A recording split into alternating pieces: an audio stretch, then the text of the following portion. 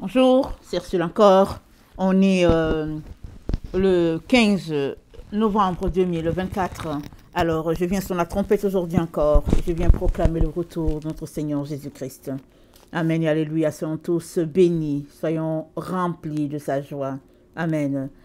Alors, tout se paye ici-bas. Amen. Tout se paye ici-bas. J'étais un jour en train de prier et puis j'ai vu un bâton. Le bâton était un bâton, voilà, un bâton que quelqu'un peut prendre, s'appuyer dessus. Le bâton avait encore son écorce et tout, disons un bâton normal qui était là, ou bien disons une branche qui a été coupée de l'arbre, puis c'était tout simplement étendu. Et j'ai vu dessus écrit ici-bas. Alors moi j'étais dans ma vision, je priais et je fixe l'image ici-bas et finalement une autre parole vient s'ajouter et la parole dit tout se paye ici-bas. Amen, tout se paye ici-bas. Alors aujourd'hui le Seigneur m'amène de parler de cet enseignement-là qu'il m'a donné et afin que nous puissions être encouragés, n'est-ce pas, à vraiment connecter avec la réalité de qui nous sommes, la réalité de notre environnement, et puis de régler ce qui a à régler. Amen. Alors, dans Job 34, le verset 10 à 11, voilà ce que notre Dieu dit, c'est dit, « Écoutez-moi donc, homme de sens, loin de Dieu l'injustice, loin de Dieu l'injustice, loin du Tout-Puissant l'iniquité. Il rend à l'homme selon ses œuvres, il rétribue chacun selon ses voies. » Amen. Et au verset 22, c'est dit, « Il n'y a ni ténèbres, ni ombre de la mort, où puissent se cacher ceux qui commettent l'iniquité. » Donc, il n'y a rien qu'on puisse faire ici, sur cette terre, sans que Dieu n'en soit informé. Alors, David a dit, « Où irai-je, où fuirai-je loin de ta face? Je vais au fond de la mer, tu es là. Je vais me cacher, peu importe l'endroit où je vais me cacher, tu es toujours là. Il n'y a pas un endroit où je pourrais me retrouver, Seigneur, quelque part sur cette terre, sans que tu ne sois. » Question de dire que Dieu est partout. C'est lui notre Créateur, c'est lui le juste juge, et c'est lui encore que nous allons rencontrer une fois que nous aurons fini notre parcours sur la terre, notre pèlerinage. Nous serons encore face à lui. Alors, il n'y a pas un endroit où on peut se cacher sans qu'il ne soit. Même si on ne l'entendait pas, même si on ne le voit pas, il est là dans notre quotidien parce que nous faisons partie de lui, nous sommes une partie de lui. Alors, il est donc important, n'est-ce pas, qu'on s'arrête et puis qu'on puisse considérer ce que lui-même il dit dans sa parole. Parce que dans 1 Jean 1, le verset 5 à 10, il est dit ceci. 1 Jean 1, le verset 5 à 10, c'est dit, « La nouvelle que nous avons apprise de lui et que nous vous annonçons, c'est que Dieu est lumière et qu'il n'y a point en lui de ténèbres. Si nous disons que nous sommes en communion avec lui et que nous marchons dans les ténèbres, nous nous mentons et nous ne pratiquons pas la vérité. Mais si nous marchons dans la lumière, comme il est lui-même dans la lumière, nous sommes mutuellement en communion avec lui et le sang de Jésus-Christ nous purifie de tout péché. Si nous disons que nous n'avons pas de péché, nous nous séduisons nous-mêmes et la vérité n'est point en nous. Si nous confessons nos péchés, il est fidèle et juste pour nous pardonner et pour nous purifier de toute iniquité. Si nous disons que nous n'avons pas de péché, nous le faisons menteur et sa parole n'est point en nous. » Donc voilà, ça dit, l'apôtre Jean dit, il y a des péchés dans la vie de chacun. Et même la Bible dit, tous ont péché et sont privés de la gloire de Dieu. Mais Dieu prouve son amour envers nous en ce que lorsque nous étions encore des pécheurs, Christ est mort pour nous. Donc Christ est mort pour nous alors que nous ne savions rien. Le temps que tu te rends compte que, tiens, il y a quelqu'un qui est mort pour toi, il était déjà mort. Question de dire qu'il a payé, n'est-ce pas, le prix complet de ta délivrance. Maintenant, ce qui te revient, c'est de confesser tes péchés ou bien ta vie. Il y a les confessions positives, il y a les confessions négatives. Toutes les confessions sont bonnes. Alors c'est bon de confesser, celui qui est en moi est plus fort que celui qui est dehors. Je suis victorieux dans le Seigneur. Le Seigneur marche devant moi. Je suis co-héritier avec Christ. Ça, c'est des confessions positives. Alléluia, amen. Christ les a acquis pour nous. Les confessions qu'on appelle négatives, elles sont aussi positives, dans le sens qu'elles te permettent d'ouvrir la bouche, de dire au Père, Père, je suis désolé, je te demande pardon, parce que j'ai fait ceci qui n'était pas correct, je te demande pardon. De dire à ton frère, à ta soeur, tu sais quoi, je n'ai pas été correct. Ici, là, voilà ce que j'ai fait, je pense que le Seigneur me montre que ce que j'ai fait, ce n'est pas correct. Je te demande pardon. Et alors que nous faisons ces confessions, c'est dit quoi? C'est dit que nous retournons dans la lumière. Autrement dit, toutes les autres choses qui vont à l'encontre de Dieu envoient les ténèbres. Et une fois que on ôte ces ténèbres-là, alors voici la lumière. Bravo la lumière qui est là. Mais ce n'est pas vrai que parce que tu as donné ta vie à Jésus, alors tu es clean et puis c'est fini, tu n'as plus besoin d'ouvrir la bouche pour dire, Père, je suis désolé. C'est là qu'il y a un peu des petites choses à corriger. Alors, c'est dit, Dieu rend à l'homme selon ses œuvres. Ça veut dire quoi? Il y a un autre verset que je n'ai pas cité, c'est dit, tu seras mesuré de la même mesure que tu auras mesuré. C'est-à-dire, de comment tu t'es comporté sur la terre, à la fin de tes jours, ce sera cela. C'est comme ça aussi que tu seras traité. Ce n'est pas parce que Dieu est un bourreau, c'est parce que ça fait partie de ses lois, les lois qu'il a établies. C'est-à-dire, la façon dont il a créé notre monde, elle est faite de conséquences suite à des actions. Alors, tu envoies des denrées, alors dans une machine, ils sont transformés et puis ils donnent quelque chose. Suppose que tu mets des grains de riz et puis tu mets ça dans la machine qui écrase et puis ça va donner la farine. En principe, ça devrait donner le même poids. Mais s'il y a certains qui sont perdus à cause peut-être du système de ventilation, alors le poids sera un peu moins, mais en principe, c'est le même poids et puis ça devrait donner la même chose aussi. Question de dire que rien n'est perdu, comme a dit quelqu'un. Rien ne se perd. Tout est là. Et puis, ce que tu as mis à l'entrée, c'est ça qu'on reçoit à la fin. Input, output. Alors, et Dieu nous dit, ici-bas, tout se paye. L'erreur qui s'est glissée, n'est-ce pas, pour nous les enfants de Dieu, c'est de croire que, parce qu'on a dit à Jésus, Seigneur, sois mon maître, sois mon sauveur, alors parce qu'on a dit ça, alors on se croit un certain pouvoir de faire ce qui n'est même pas faisable. On pose des actions et puis on se dit, bon, voilà, Jésus a tout payé pour moi à la croix. Ou bien, on ne pose pas forcément les actions, mais on se retrouve dans une situation où l'action est là, elle est constatée et on n'arrive pas à ouvrir la bouche pour dire pardonne-moi, pardonnez-moi, et puis on n'arrive pas à ouvrir la bouche. Parce qu'on a cette conception-là, cette fausse conception, cette fausse compréhension que c'est pas grave. Jésus a payé et il est déjà mort. Pour moi, il a tout payé, donc c'est pas grave. Oui, Jésus a payé. Il a payé de sa vie pour que toi, tu puisses être libéré du fardeau du péché. Mais toi, ta vie, tu dois aussi la vivre. Tu devrais vivre ta vie. Alors, si dans ton pèlerinage, il t'arrive d'offenser quelqu'un, est-ce que tu vas juste dire, Jésus-Christ a déjà tout payé et puis c'est pas grave?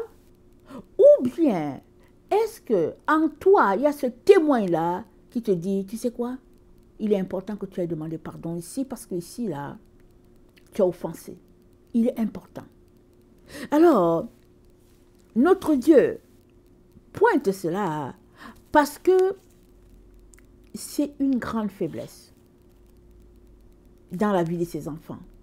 Et ça fait défaut à plusieurs. C'est-à-dire ça bloque l'avancée, n'est-ce pas, du peuple de Dieu. Parce que c'est quelque chose, au fait, de très simple et puis de très compréhensif, n'est-ce pas, de commettre une erreur et de venir la réparer. Jésus a déjà réparé la totalité, c'est-à-dire qu'avant que Jésus-Christ ne vienne, comme on connaît avec la loi de David, c'était œil pour œil, dent pour dent. Ça veut dire que s'il est arrivé que tu as fait une erreur, alors tu seras puni de la même erreur que tu as faite. Mais Jésus dit, c'est pas comme ça, parce que Jésus-Christ a tout accompli pour toi. Il a payé, il a vécu la loi, il a tout accompli pour toi. Maintenant, dans ton parcours, as-tu offensé quelqu'un? As-tu fait de la peine à quelqu'un? Alors ouvre ta bouche et dis à la personne, je suis désolé, pardonne-moi. Et ainsi, tu auras, au fait, réglé la partie que toi, tu as appelé à régler, parce que Jésus-Christ, lui, il a déjà réglé pour lui. Il a réglé pour lui. Et puis, ce que Jésus-Christ a réglé, ça inclut toute la terre. Mais dans toute la terre, tu fais partie, alors il y a ta partie à régler. Alors, dans Jérémie 7,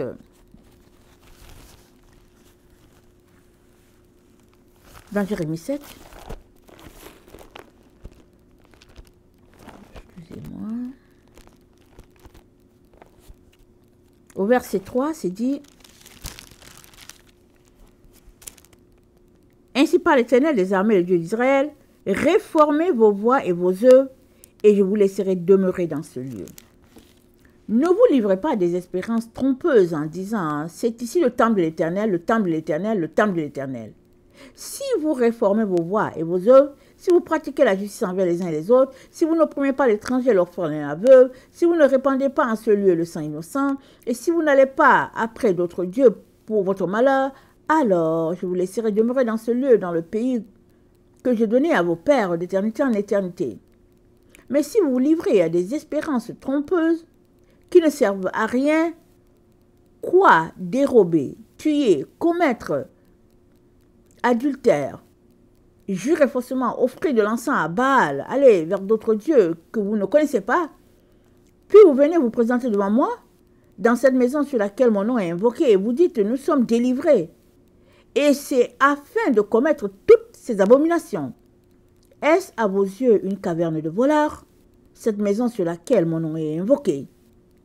Je le vois moi-même, dit l'Éternel. Donc, les gens du temps de Jérémie se comportaient comme nous aujourd'hui.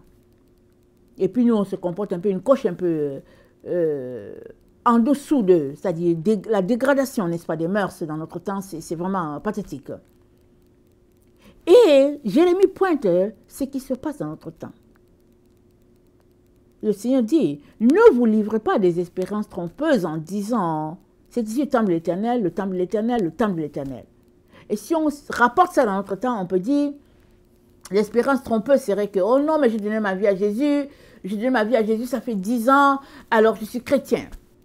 Et puis bon, couvert par le sang de Jésus, alléluia, amen. Mais on continue de mener la même vie qu'on menait avant qu'on nous donne notre vie à Jésus. Ou bien, on est sélectif dans ces choses qu'on engage à changer, et les autres qu'on n'aimerait pas changer, on les laisse telles, et puis on ne veut pas toucher à cela. Mais la marche avec le Seigneur, c'est un tout. Il n'y a pas une partie qui est réglée, et puis l'autre partie n'est pas réglée. Non, c'est un tout. C'est un package. Alors, tu règles tout ça. Alors, tu as décidé de marcher selon Jésus, tu as écouté son message, il te convient très bien, tu as constaté que tu as besoin de lui, alléluia, amen, tu l'as accepté dans ta vie, alors va jusqu'au bout de ton processus de transformation. Va jusqu'au bout.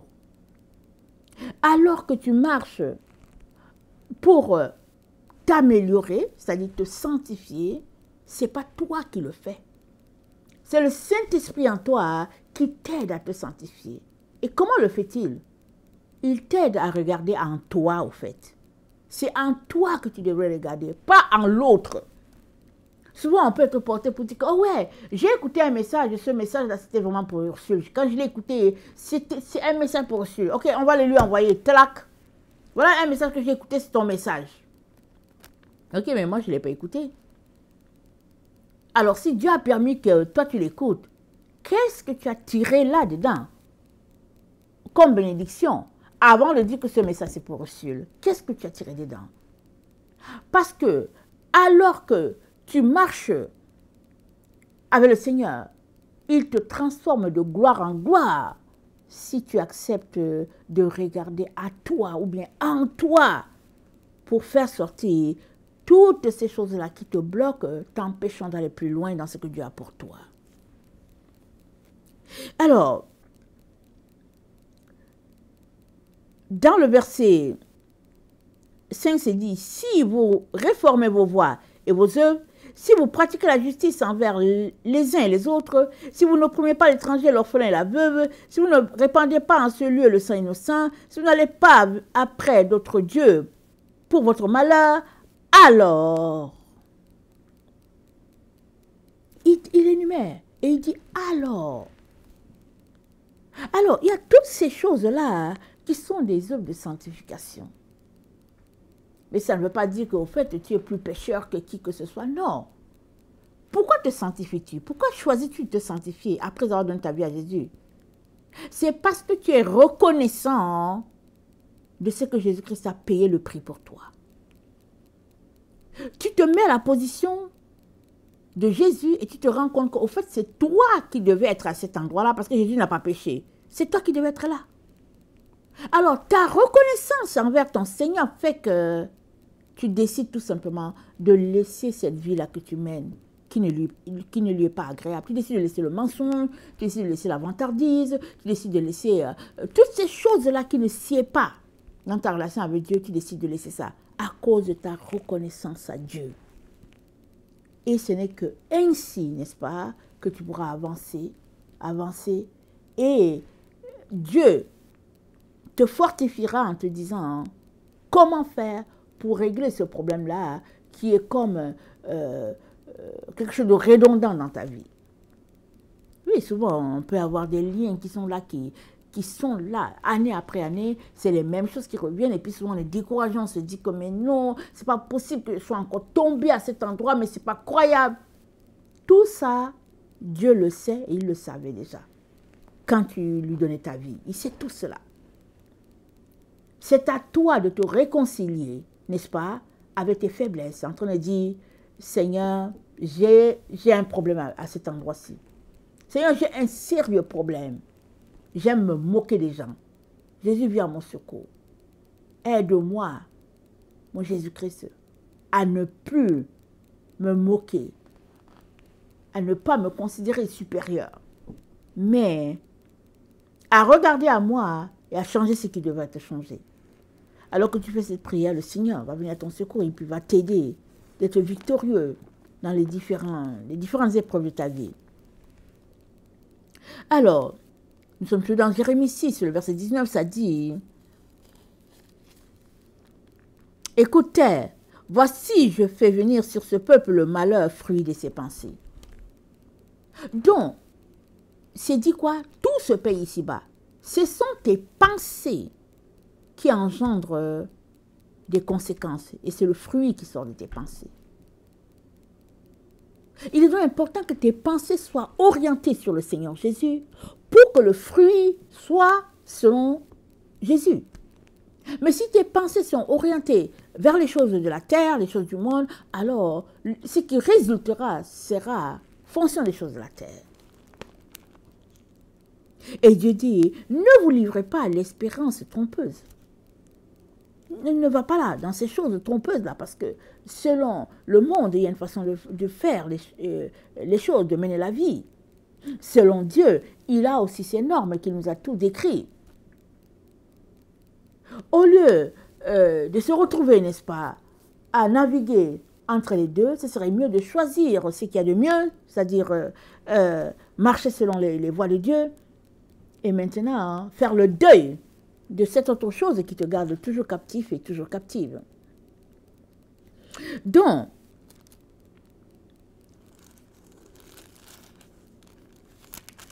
excusez-moi, je suis dans Jérémie 7, le verset 3, c'est dit, reformez vos voies et vos œuvres. Souvent, il se passe qu'on dit, ok, je vais lui offrir ce sac de bonbons parce que je sais que je vise qu'il me donne plutôt le sac de chaussettes. Je vais lui donner le sac de bonbons parce que j'aimerais tout simplement emprunter son vélo. Donc, on fait un système d'échange. Mais avec Jésus-Christ, ce n'est pas ça. Voilà pourquoi il nous dit de réformer nos voies et nos œuvres. Que penses-tu? Que penses-tu? Qu'es-tu en train de penser? Quelles sont les pensées qui t'animent? Sont-elles de Dieu? Ou bien sont-elles tout simplement selon tes intérêts, selon ce que tu as planifié, organisé?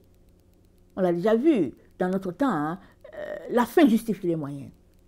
Les gens ne marchent plus selon le fait que bon, il faut que je fasse attention, il faut que je respecte l'autre parce que je ne veux pas abuser de sa personne. Les gens ne marchent plus comme ça. Eux, c'est la fin qui justifie les moyens et puis ils sont voraces. Dans tout ce qu'ils font, dans toute action qu'ils posent, ils sont voraces. Et Dieu dit, ce n'est pas comme ça qu'on devrait marcher. Parce que tout ce qu'on fait se paye ici-bas. Il n'a pas mis ce monde en place comme certaines pensent. Par exemple, ce n'est pas pour parler mal contre la religion musulmane, mais dans la religion musulmane, les gens passent le temps à dire Inch'Allah, parce qu'ils ne savent pas s'ils seront sauvés ou pas. Inch'Allah. Parce que bon, ils se disent, c'est après la mort qu'on saura. Malheureusement, il y a plusieurs chrétiens qui se comportent comme ça. Ils ont donné leur vie à Jésus, et puis, ils sont comme dans une situation d'incertitude, parce qu'ils se disent, mais au fait, est-ce que je serai sauvé ou pas? Mais comment je vais faire pour le voir et tout? Mais si tu as donné ta vie à Jésus, la prochaine étape, c'est d'entrer en communion avec lui. C'est de lire ta Bible. Et puis, prier pour toi-même, prier pour tous les gens qui sont autour de toi. C'est de communier avec lui. Dès que tu peux, c'est de communier avec lui. Afin que toute la nature de Jésus-Christ te soit downloadée. Et ainsi, tu auras la victoire sur ce monde-là qui marche à contre-courant de ce que notre Dieu a établi. Je suis d'accord que Jésus-Christ a tout payé pour nous. Il a payé à la croix, tout est payé. Mais il n'a pas payé pour que tu ailles pécher. Il a payé, parce qu'il n'y avait nul qui pouvait payer ça. Il est descendu pour payer parce qu'il est Dieu. Il a payé pour nous donner l'occasion de repartir, n'est-ce pas, à nouveau, selon le plan de Dieu, la création de Dieu, selon ce que Dieu a établi. Jésus-Christ nous a donné de repartir à nouveau. Parce que l'ennemi est venu, il a mis le désordre. Et notre Dieu, en la personne de Jésus, est venu rétablir. Donc, dans 2 Corinthiens 4, le verset 6, 2 Corinthiens 4, le verset 6, il est dit ceci. Car Dieu dit, la lumière brillera au sein des ténèbres, a fait briller la lumière dans nos cœurs pour faire resplendir la connaissance de la gloire de Dieu sur la face de Christ. La lumière de Dieu brille dans nos cœurs. C'est dit que, car Dieu qui a dit, la lumière brillera dans les ténèbres, a fait briller la lumière dans nos cœurs. Donc la lumière brille dans nos cœurs.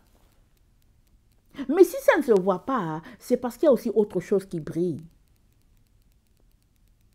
Je viens nous encourager aujourd'hui à nous concentrer, à enlever ces autres choses-là qui brillent, qui sont à côté de la lumière. Ces autres choses-là, la Bible l'appelle les ténèbres. Alors, c'est un méli-mélo, n'est-ce pas? C'est toi seul qui sais ce qu'il y a dedans. Ça peut être le mensonge, ça peut être le vol, la moquerie, et puis toutes sortes de situations, la gourmandise. Ça peut être, ça dit, tout ce qui n'est pas lumière C'est ça qui est ténèbres. C'est le contraire, n'est-ce pas? Maintenant, c'est toi qui sais ce que tu appelles ténèbres en toi.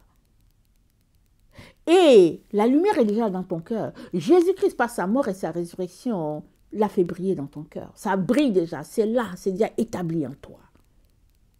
Maintenant, il te reste, n'est-ce pas, de faire sortir ce qui est ténèbres. Alors, la lumière aura son plein potentiel pour t'éclairer toi et aussi éclairer tout autour.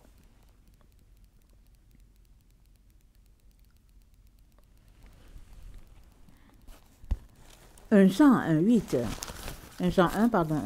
le verset 8, nous dit ceci. 1 Jean 1, le verset 8. Si nous disons que nous n'avons pas de péché, nous nous séduisons nous-mêmes et la vérité n'est point en nous. Si tu es un être humain, ce n'est pas possible que tu n'aies pas de péché. Ce n'est pas possible. Alors, nous avons des péchés. Il y a des moments où le Seigneur peut te faire une grâce, il te donne une série de péchés qu'il te révèle. Pourquoi? Parce que tu viens dans sa présence. Et sa présence est en lumière, ça fait que, oups, il y a quelque chose qui sort. Parce que tu es en présence de la lumière, alors les choses des ténèbres se manifestent. Alors, tu commences à demander pardon à Dieu et tout. Mais ne pense pas que tout est fini et puis c'est parti. Mais je ne te dis pas non plus d'aller chasser les péchés en toi pour dire, ok, quels sont les péchés qui sont encore dans ma vie? Quels sont les péchés? Non, ce n'est pas de ça qu'il est question. C'est tout simplement que quand la lumière de Dieu qui est en toi manifeste un péché, manifeste une faiblesse, qu'est-ce que tu fais? Est-ce que tu prends le temps pour demander pardon à Dieu, pour dire, Seigneur, aide-moi pour être victorieux sur cette faiblesse? Ou bien, est-ce que tu demeures là-dedans comme si Dieu n'a pas vu, comme si personne ne sait, et puis tu continues ta vie?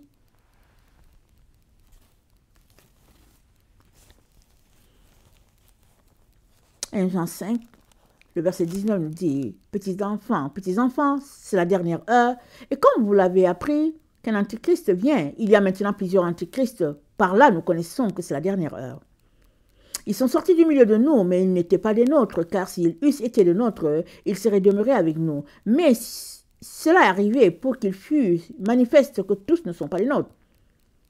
Pour vous, vous avez reçu l'onction de la part de celui qui est saint, et vous avez tous la connaissance. Je vous ai écrit, non pas que vous ne connaissiez pas la vérité, mais parce que vous la connaissiez et que parce qu'aucun mensonge ne vient de la vérité. Aucun mensonge ne vient de la vérité. Alors, si tu te retrouves dans une situation où tout semble compliqué et que tu essaies de te défendre, de camoufler tout ça et tout, sache qu'il n'y a pas de mensonge qui vient de la lumière. Laisse donc toutes ces cachotteries.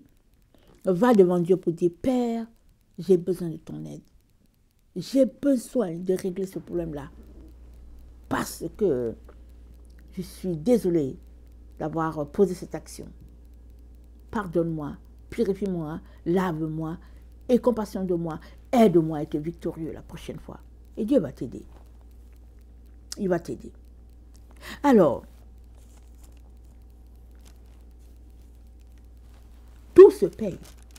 Ce n'est pas parce que tu es chrétien et que tu as dit, Jésus, je te donne ma vie, que maintenant tu peux te lever, aller commettre les actions que tu veux en disant que, ok, Jésus a tout payé.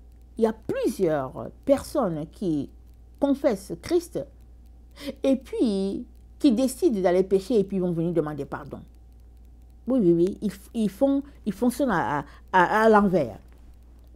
Ils savent par exemple qu'ils veulent un poste, suppose qu'ils veulent un poste dans une compagnie et puis ils viennent, ils mentent. Ils envoient un CV pompeux là et puis ils disent Seigneur pardonne-moi, je vais d'abord mentir et après je vais demander pardon à Dieu.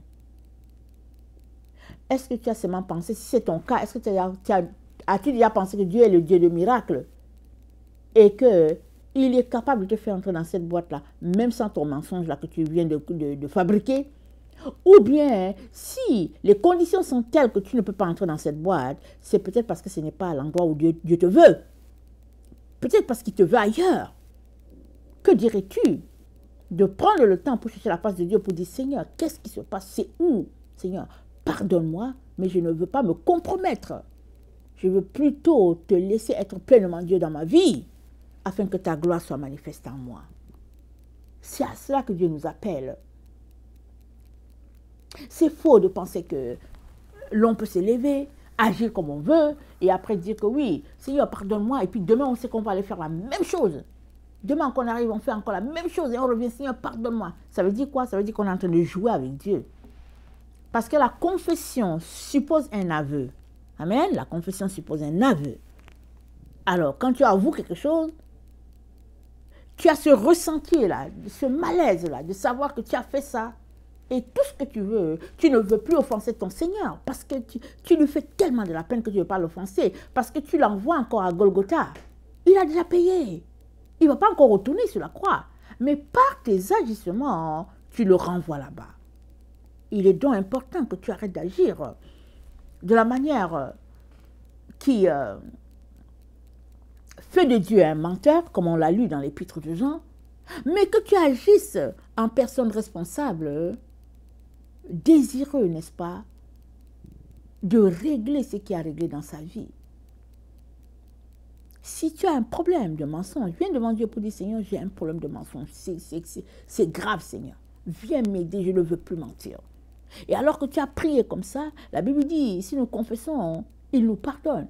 Mais aussi, tu prends la Bible maintenant, tu lis les versets qui vont t'aider à avoir, comment on appelle ça, avoir la victoire sur ton péché de mensonge.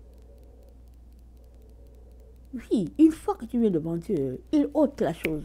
C'est du tic au tac, le Seigneur l'enlève. Maintenant, c'est à toi de croire que ça a été enlevé. C'est à toi de marcher par la foi, confessant ce qui a été fait pour toi. Et constatant ta marche, tu verras que c'est de victoire en victoire que tu iras parce que tu te lèves dans la reconnaissance envers ton Dieu. Tu ne te lèves pas pour bouder, pour manifester ton mécontentement, mais tu te lèves pour manifester ce qu'il a fait dans ta vie et ce qu'il est en train de faire de toi. Il est en train de te rendre un joyau pour sa gloire. Il est donc très important, chers frères et chères sœurs, qu'on change la donnée à nos pensées. Ce serait important qu'on sorte du fait que, ouais, je peux faire tout ce que je veux, et puis, c'est pas grave, Jésus est mort pour moi, et puis bon, je suis sauvé, Jésus est mort pour moi. Oui, il est mort pour toi. Mais combien serait-il heureux si tu décidais de mener, si tu décidais d'arrêter cette vie-là où tu es pris, n'est-ce pas, entre l'enclume et le marteau, tout le temps, la même chose, et puis tu ne veux pas changer. Que dirais-tu de dire, Jésus, je suis dégoûté de ça, viens à mon secours, je vais arrêter cette histoire-là une bonne fois pour toutes. Je te dis, il va venir. Il va venir parce que tu es sincère. Mais si tu es plutôt dans un jeu, la Bible dit, on ne se moque pas de Dieu.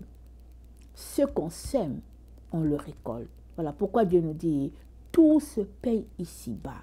Ce n'est pas au ciel que tu vas aller constater que oui, est-ce que vraiment j'ai réussi à traverser? Non, non, tout se paye ici-bas. Ta vie reflète la gloire de Dieu ou bien reflète-t-elle le monde? Alors, arrête-toi, reconnais ta faiblesse et puis dis au Seigneur, viens à mon secours. J'aimerais te refléter pleinement dans tous les domaines de ma vie. Et tu verras, s'il ne viendra pas déplacer les bornes qui sont là t'empêchant d'aller plus loin. Amen. Que le Seigneur bénisse sa parole. Maranatha, je vous aime beaucoup. Amen.